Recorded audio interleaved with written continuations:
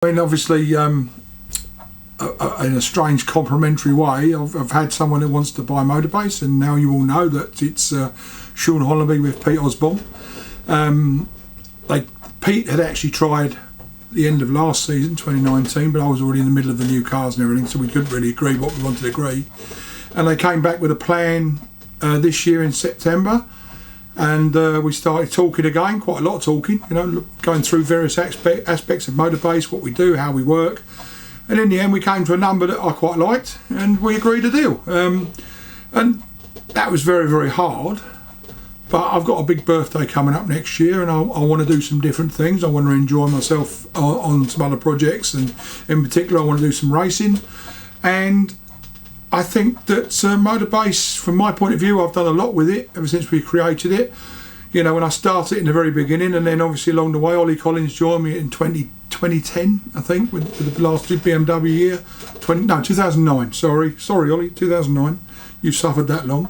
And we built it to what it is now, with myself and Ollie as team manager and the staff we've had over those times, and then obviously Barbara, my other half, who's kept us on the straight and narrow with the money behind the scenes, and we built it to where it is today. So I guess then it becomes a compliment when someone comes along and says to you, look, we'd like to buy your team, which has basically been my work for the last 16 years, and they say we want to give you a decent amount of money for it, and actually we want to stay in your same building, we want to keep your same staff, we want to keep the same ethos, and we want to be called Motorbase Performance Limited. And I think for me, as I say, that is a massive compliment, because that means they want to be in our building doing it our way with our staff, and that means the boys are safe, everyone's got a future.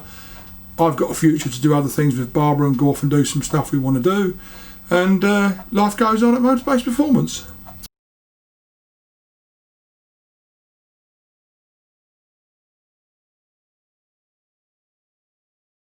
Everyone that's ever worked here, I thank, one way or the other.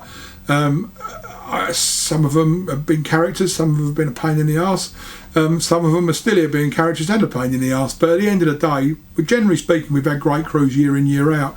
And I think that none of the things that have happened with the passion they've happened with can happen if the team haven't got people that share the same ethos and staff that are driven. And yeah, along the way you've had different things happen with people, but without the staff, without the team members that have worked here behind the scenes, without sponsors, all the different people that have been involved, helped us, given us a leg up along the way. Some things are very small, some things are very big. The whole package equals success. And that's what I'm very thankful for, that we've had a group of people around us in all aspects, whether it's team or otherwise, which have made this team successful.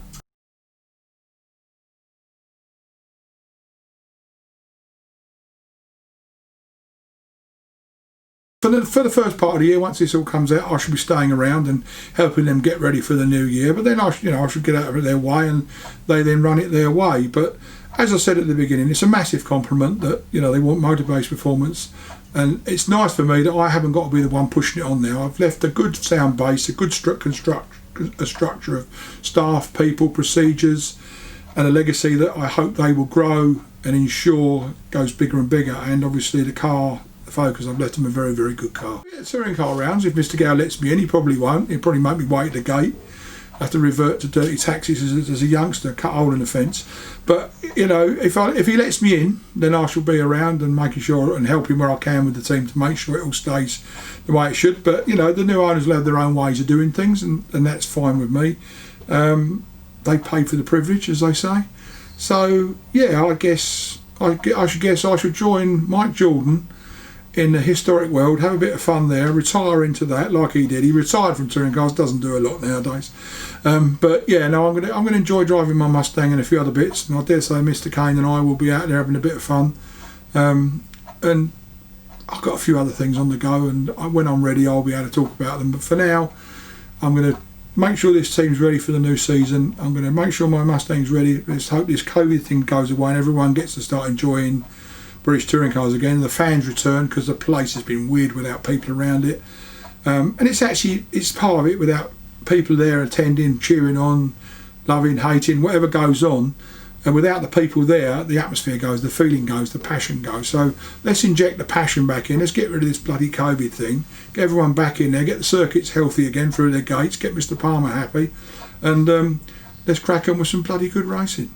Hold up the winning team trophy. It belongs to Motorbase Performance and David Bartrum and all of the team. And he's very, very happy with that. And quite right. Well done, Barty. Well done to Motorbase Performance.